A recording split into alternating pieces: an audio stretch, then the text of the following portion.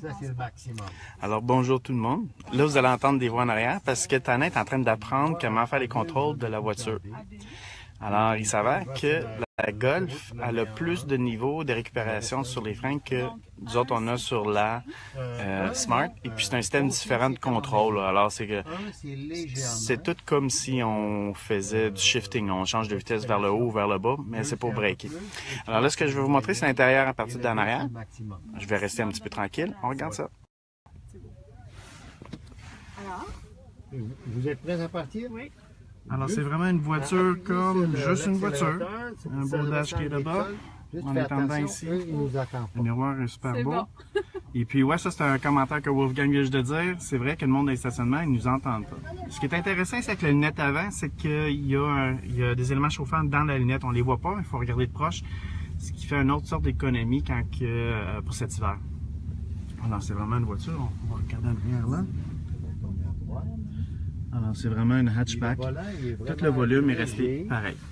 On va juste suivre ça un petit peu. Précis. Il n'y a pas de jeu au milieu, mais on n'a pas d'effort à faire pour tourner le volant. C'est une autre chose.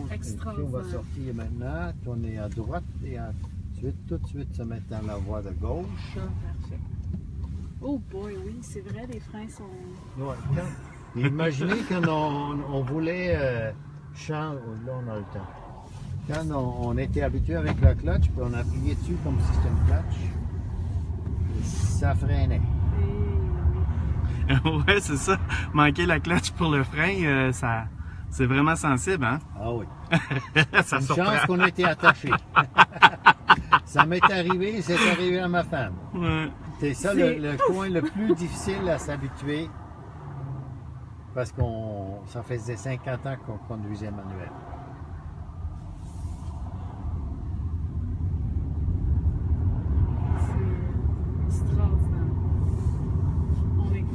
Très confortable à conduire. La conduite, elle est ah, je comprends. Ouais, je le sens, le B comme étant la régénération au maximum. Ouais. Comme moi, en ville, je mets tout le temps à B. Sur l'autoroute, à 1. Puis sur les autres routes, je joue un peu, là. OK. Juste le coasting, j'aime moins ça. Parce que ça va de l'élan, là. Oui, ça va avec l'élan, puis je suis tellement habitué avec le frein moteur. Et l'élan, ça nous sauve rien dans le fond. Parce qu'on peut jouer avec la pédale pour trouver justement le moment où c'est l'élan. Et juste pour vous dire, mon épouse fait vraiment pas par exprès. Mais quand elle est au feu rouge, puis ensuite ça décolle, ensuite elle regarde dans le miroir, mais où est-ce qu'ils sont les autres? C'est comme conduire une moto. Ouais. C'est comme quand on conduisait des motos, on partait, puis on fait pas d'effort, mais on se ramasse tout le temps à 5-6 secondes en avant de tout le monde. Ouais.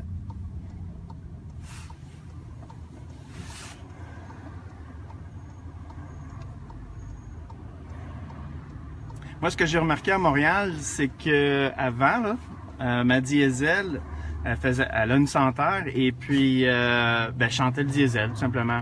Maintenant avec ma Smart, je suis capable de sentir les voitures différentes dans le trafic. Puis c'est rendu que ça me dérange. Ah ouais? Ah ouais. Ça va être comme la fumée de tabac. Oui. Ça va devenir comme ça pour nous. Je les sentais pas avant parce que je chantais ma diesel, mais là je sens les autres voitures et il faut que je ferme ma fenêtre à côté de moi puis j'ouvre celle de l'autre côté. Ouais.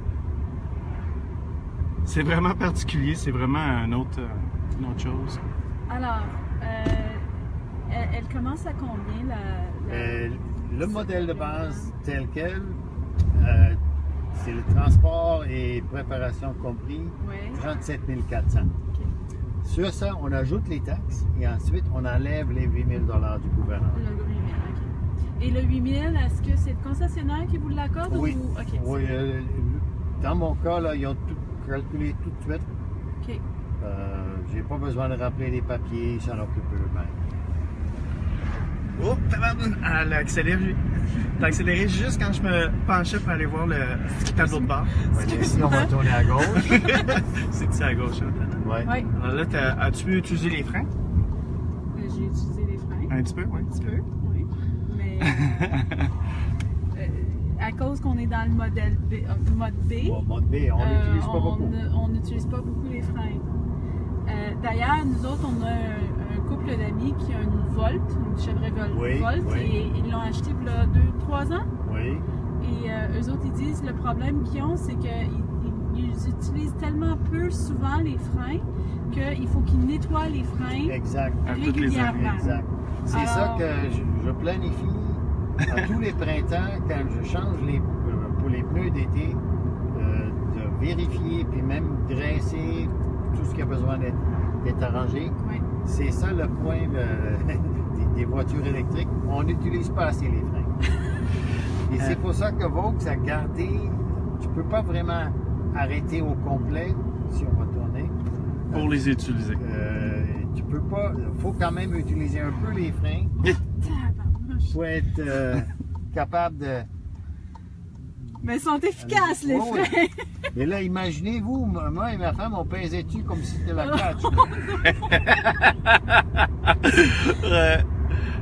Alors, vous avez fait combien de kilomètres jusqu'à maintenant? 2005 à peu près? 2533. Vous êtes retraité, ça fait 6 semaines, vous l'avez? Oui. 6 semaines, 2500 km, vous l'utilisez tout le temps? Non, mais quand il y a des journées où on ne la prend pas du tout. Mais c'est votre voiture primaire? Oui. Vous avez un autre véhicule? Oui, on a un camion, 4 portes, parce qu'on fait du camping, on a une roulotte. Okay. Mais il y a 14 ans. Et peut-être dans 4-5 ans, on va se défaire de ça. Et s'acheter un petit SUV ou la petite van Volkswagen là, qui va sortir. Oui, ils ont toute une série de voitures Volkswagen. Hein? Ouais. Je pense que je me souviens plus c'était à combien. C'était à soit 6 ou 12 voitures? Je me souviens plus, là. Quelque chose comme ça. C'est vraiment des lignes uniques là, électriques. Oui. Ouais. Et puis, ça va être... Même si dans 10 ans, la voiture a perdu, mettons, 30 ou même 40% d'autonomie dans la batterie, ça sera toujours assez comme deuxième véhicule. Ouais. Ouais. Excusez, je vais vous demander de répéter ça. Je vais me rapprocher pour être sûr que le monde comprend. Comment vous avez dit ça? Si vous manquez de combien d'autonomie? Hein? Mettons dans 10 ans, et j'ai perdu 40% d'autonomie, ben ça va être encore assez pour comme voiture de ville. Ouais. Ça change strictement rien pour rouler en ville et on va la garder comme deuxième voiture. On sait que les carrosseries sont très bien faites, sont faites avec de la tôle galvanisée et la e-Golf est fabriquée en Allemagne, pas au Mexique. Alors ça m'inquiète pas. C'est vrai, ça c'est un autre point intéressant, c'est que les voitures électriques sont faites en Allemagne. De Volkswagen. Toute la série électrique est faite en Allemagne. Ouais. Mais ça aussi, c'est notre plan, nous autres, avec la Smart, c'est justement, même si on perd l'autonomie avec le temps pour la batterie, elle va devenir notre deuxième. Elle va devenir la deuxième voiture, de toute manière. Et puis, Taina, ma conjointe, elle a fait 20 km à son travail. Alors, même si on perd beaucoup d'autonomie, même en hiver, c'est assez à tous les jours. Et puis, notre deuxième voiture, qui va devenir la primaire, ben là, ça va être des batteries qui vont être encore plus autonomes. Et puis, on n'aura juste plus besoin de voiture au gaz. Je vais faire attention, les gens, ils m'entendent pas. Voilà. On arrive dans le stationnement et puis, effectivement, le monde ne se retourne pas la tête parce qu'ils ne savent pas qu'on est là.